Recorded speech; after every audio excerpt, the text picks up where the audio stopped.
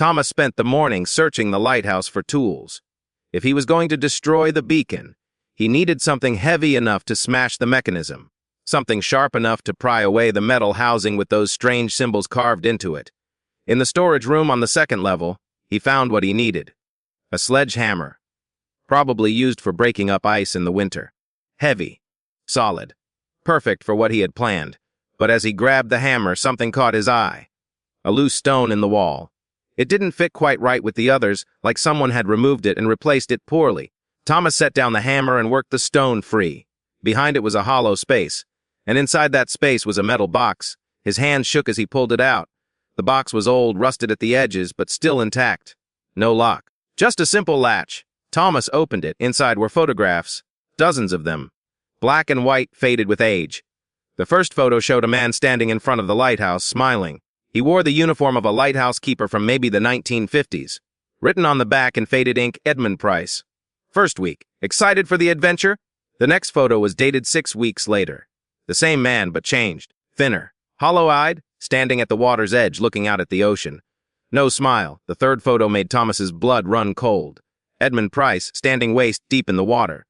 His skin had turned pale, almost translucent. His eyes were completely black. And he was smiling again, but it wasn't a human smile anymore. Too wide. Too many teeth. Thomas flipped through more photos. Different keepers. Different eras. But the same pattern. First week, they looked normal. By the 6th week, they were changing. Their skin getting paler. Their eyes darkening. And by the end, they weren't human anymore. They were becoming the creatures. Thomas dropped the photos, his mind reeling. The previous keepers hadn't run away. They'd transformed, become part of whatever lived in the water. That's why Marcus Webb had fled after only 3 weeks. He'd found these photos, realized what was happening, understood that isolation wasn't the real danger. The real danger was staying too long. Thomas grabbed the journal again, reading with new understanding. The entries about strange lights, about dead fish, about scratching at the door, those weren't random occurrences. They were stages. Signs of the transformation beginning. And Thomas had been here almost 3 days. How long before he started to change? He looked at his hands. They looked normal. But was his skin a little paler than usual? Were his eyes taking longer to adjust to bright light? No. He was being paranoid? 3 days wasn't enough. The photos showed it took weeks. He had time. But that's when he noticed the mirror on the wall. And in that mirror, his reflection looked wrong. Just slightly. His eyes seemed darker. His skin a shade paler than it should be. Thomas turned away from the mirror, his breathing rapid. He needed to focus. Needed to stick to the plan. Destroy the beacon. Cut off whatever power was calling the creatures. Maybe that would stop the transformation. He grabbed the sledgehammer and climbed to the beacon room. The mechanism looked delicate up close. Gears and levers and that massive Fresnel lens. One good swing should damage it beyond repair. But as Thomas raised the hammer, he hesitated. What if destroying the beacon made things worse? What if it angered the creatures? What if the light was the only thing keeping them at bay? Don't do it, Keeper. Thomas spun around. A man stood in the doorway. Old, maybe 70, wearing a keeper's uniform from decades ago. But Thomas could see through him, literally, like he was made of fog. Who are you? Edmund Price.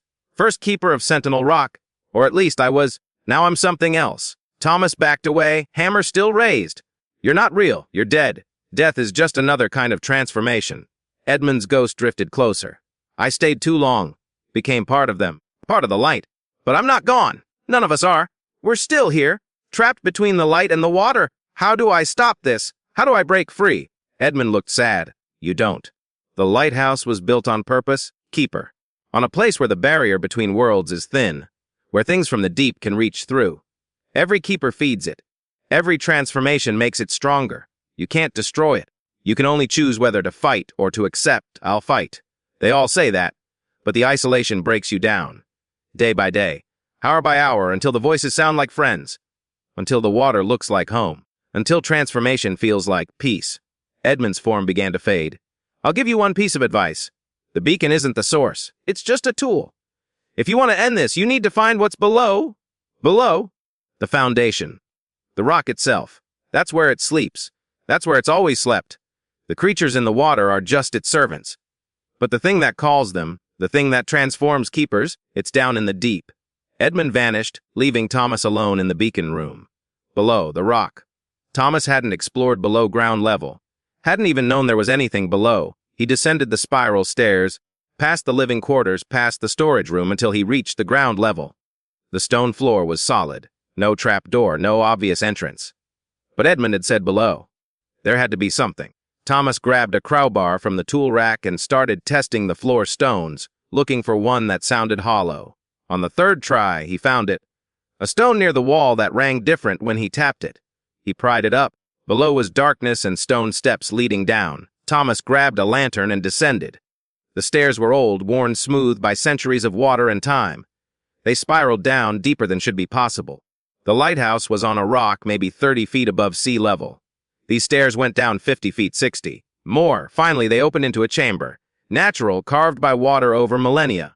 And in the center of that chamber was something that made Thomas's mind struggle to comprehend what he was seeing.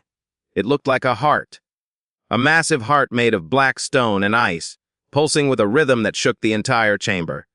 Veins of frozen water spread from it, running through the rock, probably connecting to the ocean beyond. And within the heart, Thomas could see faces, hundreds of them, the keepers who had transformed, trapped inside, still alive, still aware, one face pressed against the icy surface. Edmund Price. His mouth opened in a silent scream. This was the source. This was what called the creatures. What transformed the keepers. What had been sleeping beneath Sentinel Rock for thousands of years. And it was waking up. The heart pulsed faster. The ice cracked, and from within, Thomas heard a voice that was older than human language. Finally, a keeper strong enough to see, strong enough to understand. You're the one I've been waiting for. Thomas ran. Back up the stairs, slamming the stone back into place, dragging furniture over it. But he knew it was too late. He'd seen it, been in its presence. And now it knew he existed. The transformation would come faster now. He had maybe days before he became like Edmund, like all the others.